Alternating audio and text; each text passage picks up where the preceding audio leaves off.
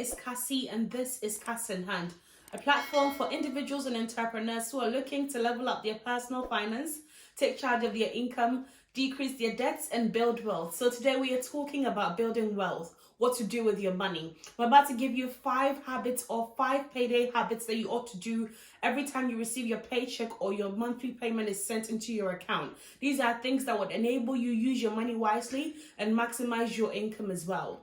Now, every single payday is a chance for you to readjust your focus. It's a time for you to be able to make better money decisions. So if you ever made any mistake in the previous month or use your money unwisely, this is the chance for you to change everything, make fresh decisions, make everything new, and use your money wisely. Now, today I'm going to give you 5 basic things that you can do as soon as your money hits your bank or as soon as you get your paycheck that would ensure that you're maximizing your income and your money is going to the right places. Now, before I even give you these 5 tips, I want you, today that you've received your money or this week that you've received your money, any leftover money that you had in your account before the check hits your account or before the money hits your account, take that money and put it towards your debt. This would go a long way to ensuring that your debts are reduced. Now, if you don't have any debts to pay, I suggest you put that money towards your savings because that's leftover money. That is, if you have any, it's leftover money that you don't necessarily have to spend recklessly just because you've got it left over. You can put it towards the right use. That is the first thing you ought to do before you even get into what I'm about to tell you. Now, the first thing amongst the 5 things I'm about to give you that you ought to do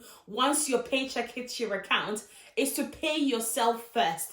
What that means is that before you do anything with your money or before any direct debit leaves your account or before you even pay any bill, you set aside at least 10% of your income and put it towards your savings or towards your investment account or towards your retirement account. Whatever thing that you've got piling up for you that you want your money to go into, anything that you can put your money towards that can bring you money in the future, that is you paying yourself first, making sure that you're looking after yourself first before doing anything else. So before even your direct debits go out, make sure you've set aside at least 10% of your income for paying yourself. So it can go into your 401k if you're in the United States. It can go into your people's pension account if you're in the UK. It can go into your savings. It can go into your mortgage account. It can go into anything that you're saving up to do something for yourself. So that's the first area that your money ought to go to, paying yourself. Most of us complain that we haven't got money to, save at the end of the month. But you don't need to wait till the end of the month before you save.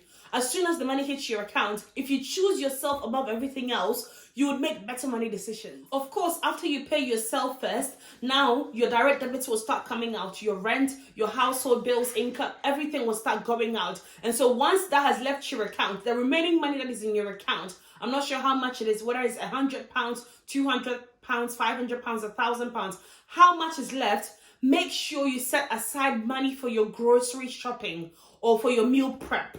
As I mentioned earlier on in my previous videos, meal prepping is a key way to save money. The reason why most of us end up spending so much money outside buying takeouts and buying all of these Uber Eats and meals is because we don't meal prep. We don't plan our meals ahead. So make sure that you've taken money out of the remaining funds and you go to the shop, make your grocery shopping, come home and meal prep. Budget your meals for the month. Ensure that you've got money for food for that month. Make sure you're buying your groceries and you're saving for your food as well.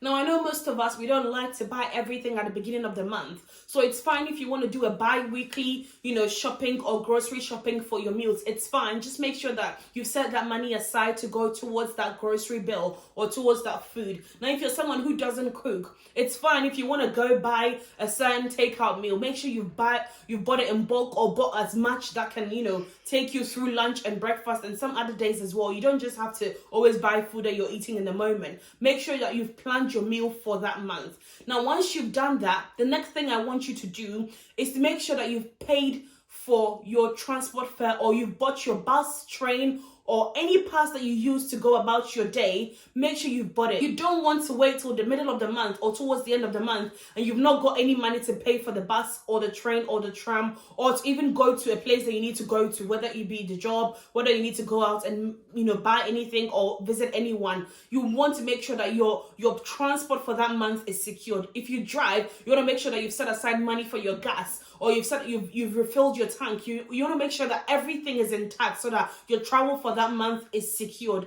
That is the third most important thing that you ought to do, because without transport, you won't be able to get to the place that you need to get to for that month.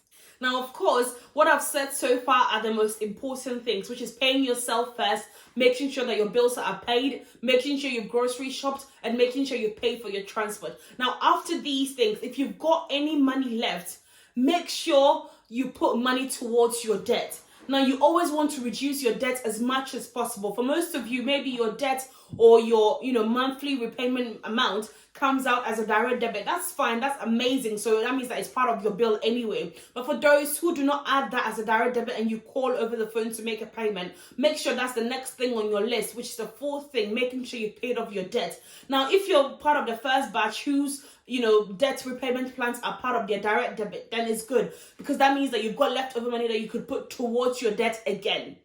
Okay, towards your debt, because you want to reduce your debt as much as possible, because once debt is there, it builds interest, and you don't want that to happen. You want to get rid of it as much as possible, especially the bad debt as well. So make sure that you put that money towards your debt. Now, if you haven't got any debt, then you want to put that money towards your emergency funds, which is the money that you've got for any emergencies, whether you lose your job, whether your car breaks down, whether your washing machine breaks down. Make sure you put that money towards your emergency funds as well. Now, after all of these, once you've still got money left, that is when you can put that money in your pocket or in a checking account as your petty cash account, where you get to be able to buy some things that you want, or fancy things that you want to buy for that month or go out for that month. You see, once you budget your money or you put your money in the right places, the leftover money you can spend at your own will. You don't feel guilty when you're spending it. You're able to use it as and when you please.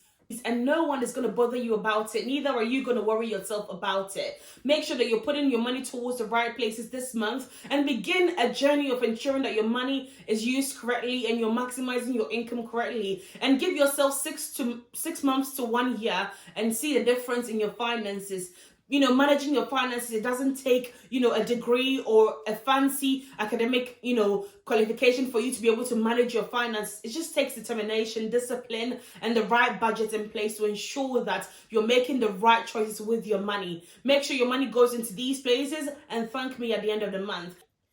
Now, if you're new here, my name is Cassie and this is Cass in Hand. I'd love you to join the family by subscribing to my channel. I bring you weekly videos on personal finance with regards to reducing your debt, building your wealth, and ensuring that you're maximizing your income. Also setting up entrepreneurial side businesses as well. So make sure that you stick around for my next video as well. Whilst you're waiting, please check these last 2 videos out and ensure that you're sharing my videos with your friends and family. Bye-bye.